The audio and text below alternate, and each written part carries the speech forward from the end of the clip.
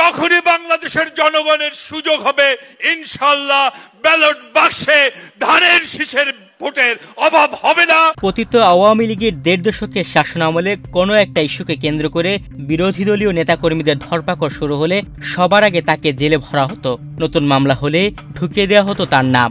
এভাবে একে একে আসামি হয়েছেন ৪৫০-এর বেশি মামলার। কতবার জেলে গেছেন বা বের হয়েছেন তার হিসেব করা কঠিন। আর বাইরে থাকলেও দিনে ৬ থেকে ৭টি মামলায় আদালতে হাজিরা দিতে হতো। মাসে ২২ থেকে ২৩ দিন কাটত আদালতের বারান্দায়। ৩টি মামলায় কারাদণ্ড হয়েছে তার।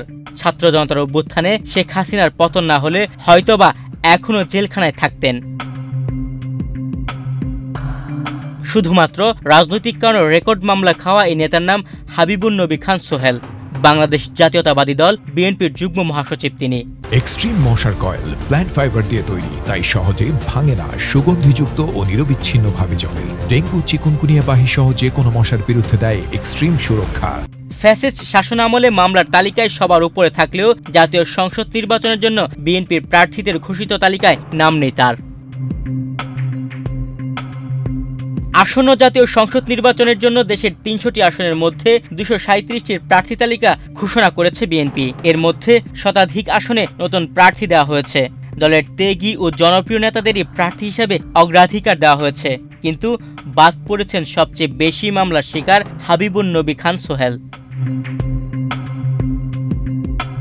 ছাত্রজীবন থেকেই বিএনপির রাজনীতিতে আলোচিত নাম হাবিবুন নবী সোহেল। তিনি ছাত্রদলের সভাপতি ও সাধারণ সম্পাদকের দায়িত্ব পালন করেন। পরবর্তীতে স্বেচ্ছাসেবক দলের সভাপতি হয়েছেন।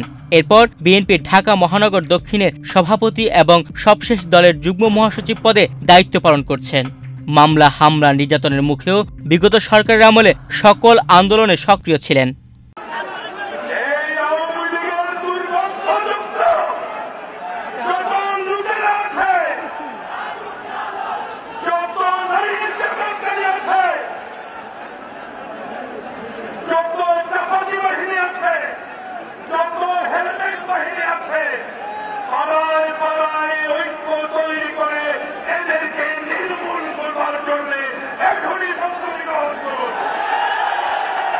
দু ২০০৮ সালের নির্বাচনে ঢাকা ৮ আসনের সোহেলকে প্রার্থী করে বিএনপি।